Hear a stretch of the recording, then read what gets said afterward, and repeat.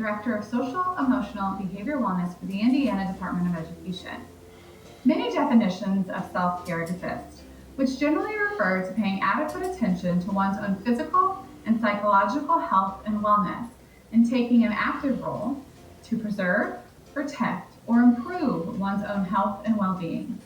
Practicing self-care and checking in with yourself each day can ensure that you're mentally prepared to handle your classroom's environment.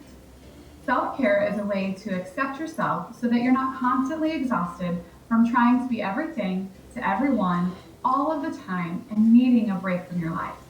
Self-care should not be something that we resort to because we are so absolutely exhausted that we need some reprieve from our own life.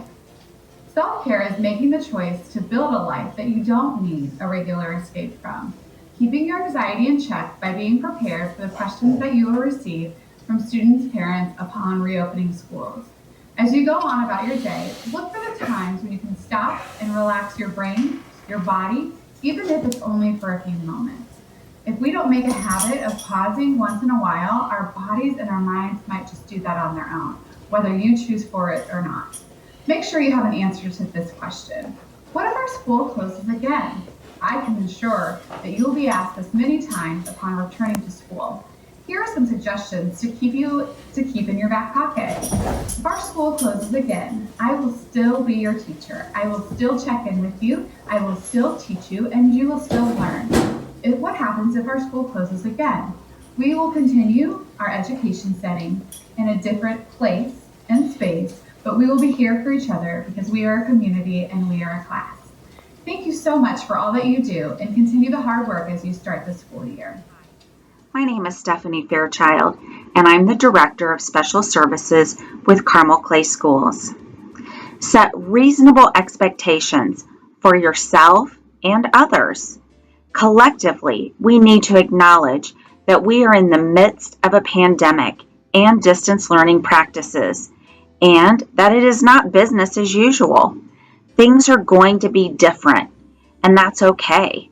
Experiencing a lot of stress and change has diminished everyone's mental capacity to handle the load. Allow yourself to reduce the load. We can't expect to be as productive or on top of it or together as we once could. If you are one of those, like many, who's trying to balance everything, educating with caretaking, or educating your students on top of your own kids, there's no possible way that you can be all things to all people all the time.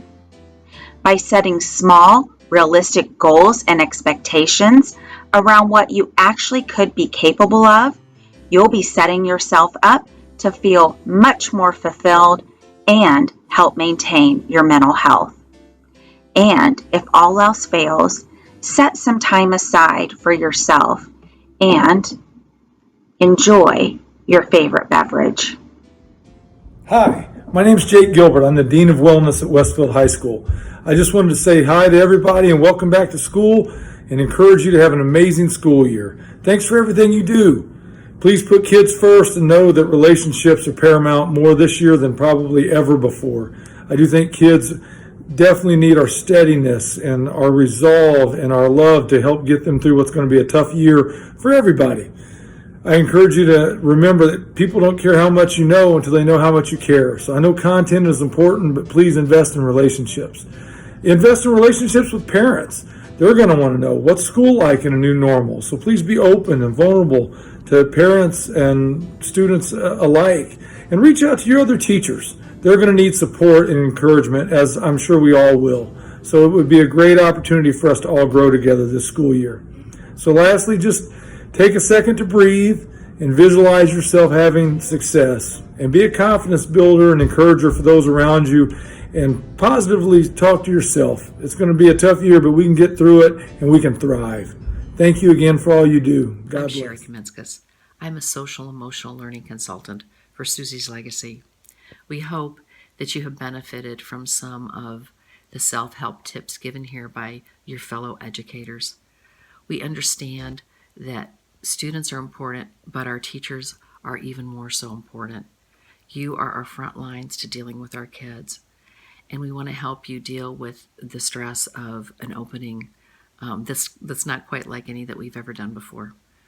We'd also like to encourage you to go to our website, Susie'sLegacy.com, and comment on some of the things that maybe you heard today, and also maybe leave some of the self-help tips for some of your fellow educators as well, and share with them the things that have helped you dealing with the opening of school.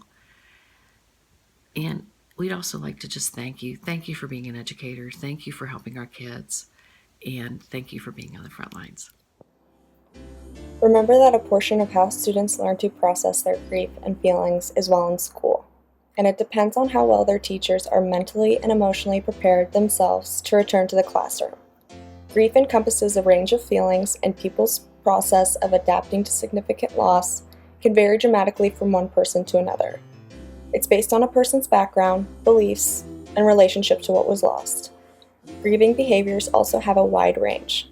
Some find comfort in sharing their feelings among company, while others may prefer to be alone with their feelings, engaging in silent activities like exercising or writing. Social support is often vital to recovery. Listen to them. Give children and youth the opportunities to share their concerns and address them. Hi teachers, welcome back. Hopefully you found it pretty easy and uneventful to get back into the saddle. I do want to remind you that self-care is extremely important, especially at the beginning of the school year, because there is so much going on. So please take time to take care of yourself. When I was a middle school teacher, I would take little music breaks. It could just be 5 minutes of beach music, or a little bit of Motown, or a little bit of Michael Jackson. So remember that you need to take care of yourself so that you can be the best for your students. Students, let's talk about them. They are transitioning too. Most of them are struggling because they're actually putting on clothes instead of pajamas. So be a little patient with them.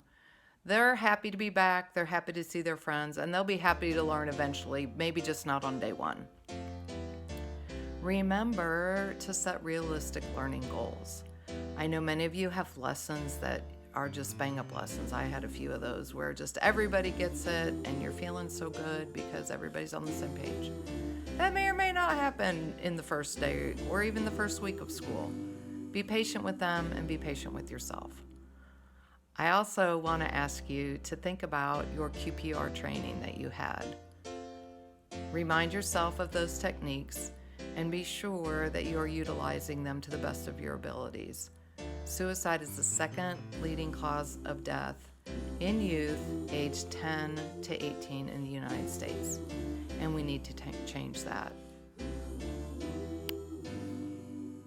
Hi, this is Tim Gray coming to you from Hamilton Heights School Corporation. I am the secondary instructional coach and technology integration specialist. My tip for self-care during this time would be for teachers, administrators, and educators in general to lean on one another as colleagues. Now is not the time for us to go into our rooms and shut the door and not look at what we're doing in each other's rooms. Now is the time to get good ideas from your teammates, and now is the time to talk to one another and in a spirit of collaboration so that we can get better together. This thing is bigger than all of us, and it cannot be done alone.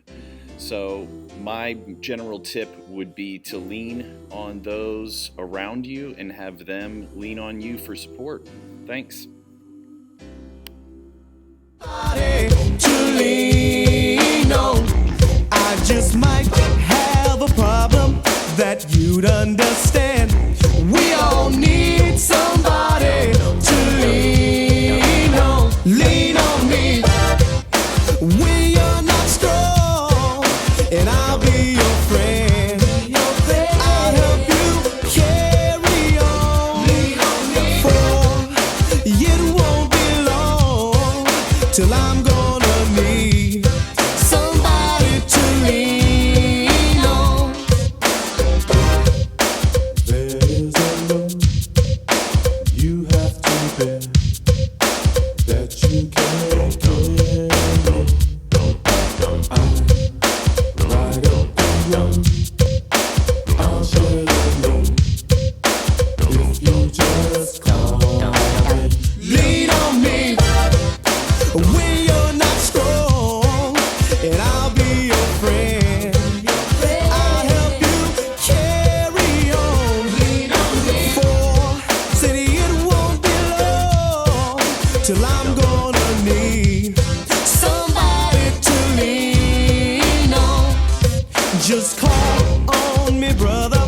when you need a hand.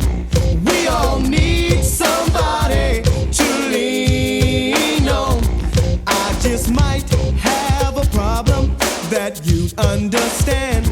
We all need somebody to lean on. Lean on me when you're not strong, and I'll be your friend.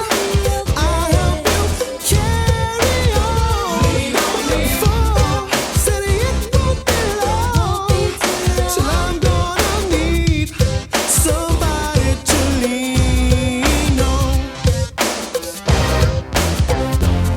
We be jamming, we be jamming, we be jamming, we be jamming, we be jamming, we be jamming.